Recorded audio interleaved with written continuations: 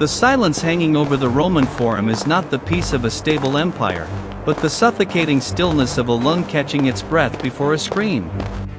Deep in the heart of the Mediterranean, a nightmare has taken form, not from the myths of the underworld, but from the salt-scorched earth of Carthage. Rome believes itself the master of the world, yet a single name whispered in the wind is enough to turn the blood of senators to ice. Hannibal Barca is no longer just a man, he is the encroaching shadow that threatens to erase 1,000 years of destiny. The conflict is no longer about borders or trade routes, it is a primal struggle for survival where the loser will be erased from the maps of history. 9 years old, a boy once swore an eternal hatred for the children of Romulus. In the flickering torchlight of a Carthaginian temple, his father's hand heavy on his shoulder, the young Hannibal dipped his fingers into the warm crimson of a sacrificial offering and painted his destiny. That oath has matured into a calculated, freezing rage. The world thought the Great Barrier of the Alps was an impassable wall of rock and ice, a divine boundary no army could breach. They were wrong. High above the clouds, where the air grows thin and every breath burns, a column of thousands moves like a wounded serpent.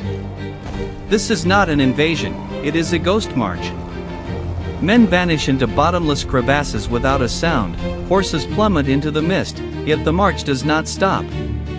Amidst the swirling snow and howling winds of the peaks, a sound resonates that should not exist in this frozen wasteland, the deep, guttural trumpet of the African elephant.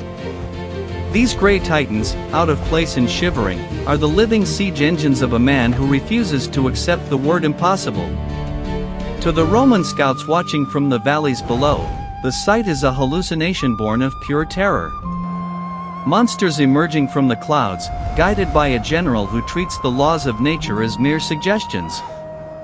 The gates of the north have been left unlocked, and the wolf is already inside the fold. The descent into the Italian plains leaves a trail of frozen losses, yet the army that emerges is far more dangerous than the one that entered. They are lean, hungry, and forged in the crucible of the heights. Hannibal does not offer a fair fight, he offers a psychological unraveling. At the Trebia, he uses the bitter cold as a weapon, drawing the Roman legions into freezing waters until their limbs grow too numb to hold their shields. At Lake Trasimene, he turns the morning mist into a shroud, hiding an entire army in the hills until the Roman columns are trapped between Carthaginian steel and the drowning depths. Rome is reeling, and for the first time its citizens look at the horizon and see only their own end drawing near. But the price of these early triumphs is etched into Hannibal's own flesh. To reach the heart of Italy, he forced his army through the treacherous, rotting marshes of the Arno. For 3 days and 3 nights, soldiers waded through chest-high water, sleeping on whatever remained of their pack animals because no dry ground could be found. In that stagnant, diseased hell, an infection took hold of Hannibal's eye. There were no doctors, no respite, no turning back. As the sight in his right eye slowly faded and died, he did not falter. He emerged from the swamp mounted on the back of Surus, the last surviving African elephant, his head wrapped in a stained bandage. From that moment, he became the one-eyed lion. His single remaining eye held a terrifying clarity, a predatory gaze that seemed to pierce through the souls of his enemies, calculating their fear with cold precision. He had sacrificed half his vision to gain a perspective no other general possessed, the ability to see the world as it truly was, a chessboard of shadows. The year is now 216 BCE, and the fields of Cannae are about to become the largest graveyard in the ancient world. The Roman Republic, desperate and humiliated, has gathered the largest force it has ever fielded. 80,000 men stand in iron rows, a forest of spears meant to crush the Carthaginian threat through sheer numbers. They see Hannibal's smaller, thinner line and believe they see weakness. They do not realize they are walking straight into a trap designed with the precision of a master watchmaker. The air is thick with the scent of dry grass and the nervous sweat of tens of thousands.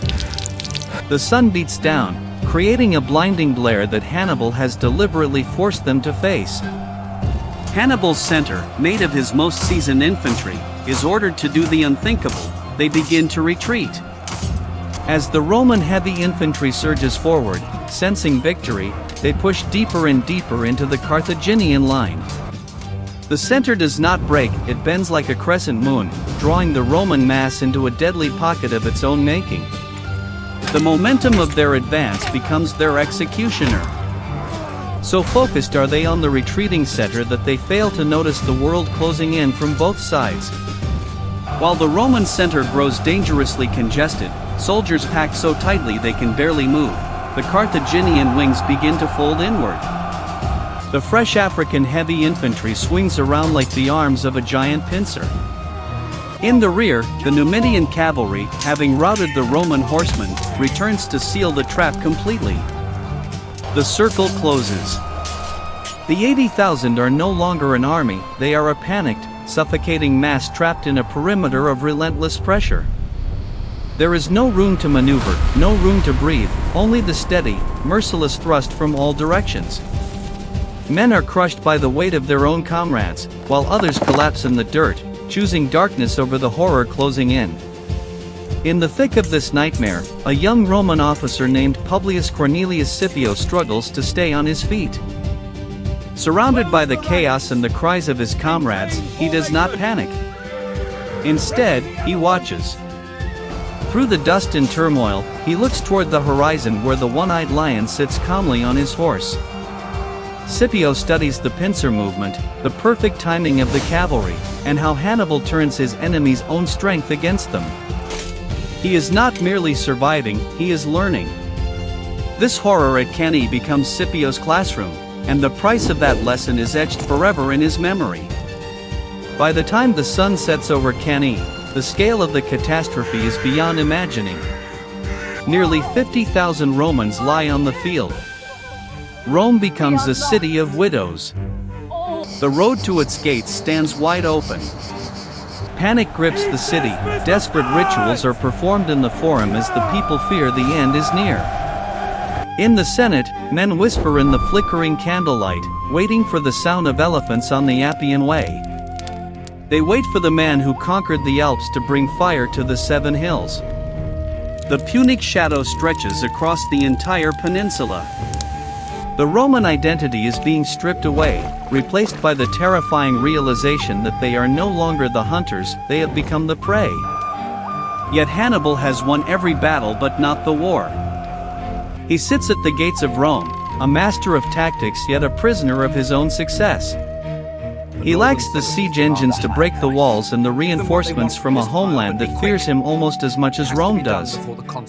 The struggle shifts from the battlefield to a long, agonizing test of endurance. Hannibal watches the walls from his camp, his one eye fixed on a prize that remains just out of reach. He has broken the Roman body, but the Roman spirit, hardened by centuries of defiance, refuses to shatter. Rome, battered and broken, refuses to yield. They learn the bitter truth: to defeat such a monster, they must become a different kind of monster. They stop confronting Hannibal directly and instead adopt a strategy of exhaustion, burning their own fields, retreating behind strong walls, and forcing the Carthaginian army to starve in a land they have conquered but cannot truly control. It becomes a slow, merciless war of attrition. The shadow of Hannibal lingers for 17 long years, a ghost haunting the Italian countryside. He becomes the bogeyman of Rome, a name mothers use to quiet their children. For nearly 2 decades, the greatest tactical mind in history wanders the hills of a foreign land, watching his veterans age and his dream of a Carthaginian world slowly fade into the mist. He had crossed the highest mountains and orchestrated the perfect encirclement, only to discover that time was an enemy he could not outmaneuver. In the end, the story of Hannibal is not merely a tale of war, but a descent into the darkness of human will. It is the story of a man too brilliant for his era, a general who achieved the impossible, only to find that the world would rather endure endless suffering than submit. The encirclement at Cannae remains a chilling reminder of how easily the mightiest can be undone by their own arrogance, and how a single childhood oath can bring an entire civilization to the edge of the abyss. The fields of Italy eventually turned green once more, but the scars he left on the soul of history would never fully heal. The ghost of Cannae still walks those plains, a warning that even the strongest walls are built on the fragile hope that no one will ever be bold enough to climb the mountains.